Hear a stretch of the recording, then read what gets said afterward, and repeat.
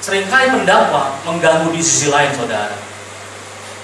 Mulai saya diganggu, ini saya cerita sedikit supaya ngerti kenapa kami punya pelayanan sendiri. Kami dulu ada seorang wakil gembala di sebuah gereja.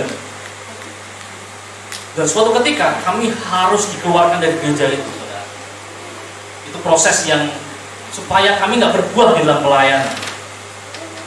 Singkat cerita, di depan mimbar, Yohan dan Vika bukan lagi gembala, tapi mulai detik ini mereka adalah tamu. Saudara, bisa nggak sakit hati? Ada alasan nggak sakit hati? Nah, cukup alasan kuat. Saya sempat beberapa kali hampir sakit hati sampai mungkin depresi, saudara. Karena yang berkata itu gembala sidang, pendeta saya, plus mertua saya. Ngeri nggak, saudara? Tapi di situ Tuhan ajar bahwa belajar mengampuni, susah. Itu namanya proses untuk berakar kuat. Tidak selesai di situ. Saya minta tanda sebelum berkataan itu. Juli 2020 kira-kira. Ada sebuah rumah yang kami bangun. Kalau rumah itu diserahkan kepada kami lagi, saya akan mengembalakan di gereja itu. Apa yang terjadi? Juli, tahu-tahu rumah itu diminta kembali.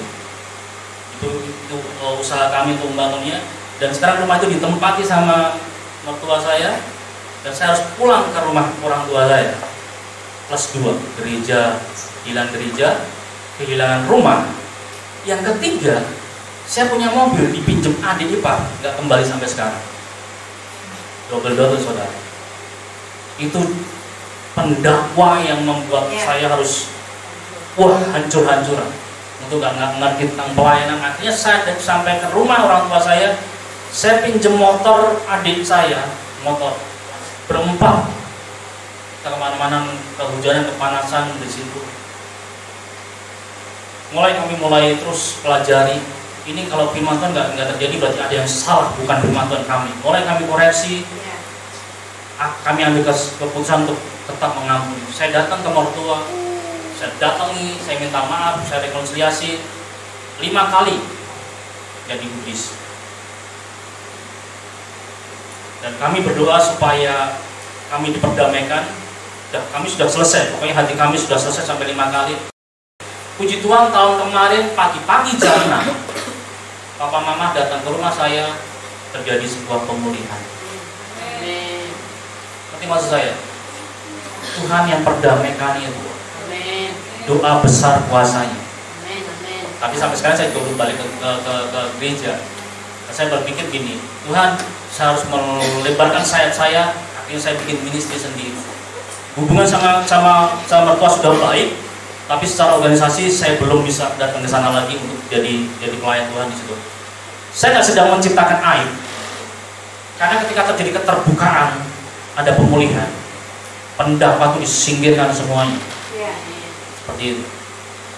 Kalau ada alasan, saya bisa untuk lari dari panggilan, lari dari masalah, lari dari pelayanan, nggak mau lagi Yesusan. Ada alasan, sangat kuat. Tapi itulah cara pendakwa untuk membuat kita tidak bisa bertumbuh, tidak bisa berbuah. Dan saya mau dilepaskan dari itu semuanya. Sekarang saya bebas plong. Ketika orang ngomong pengampunan nggak bisa, ternyata peristiwa-peristiwa di kemarin itu membuat saya bisa cerita. Siapa bilang susah? Gak ada yang susah di dalam Tuhan. Kamu mau taat, Tuhan kasih kuasa pengampunan. Kadang kalau lihat rumah gitu, sampai sekarang nggak punya rumah, udah anak 2, gitu kan. Kadang juga, makna. Tapi ketika saya mulai percaya bahwa Tuhan pun Jehovah Jireh, tapi belum waktunya lah. Itu yang mulai saya sharekan buat Bapak Ibu Saudara. Dimulai dari kita mau melepaskan namanya roh filosofis itu. Bagaimana caranya?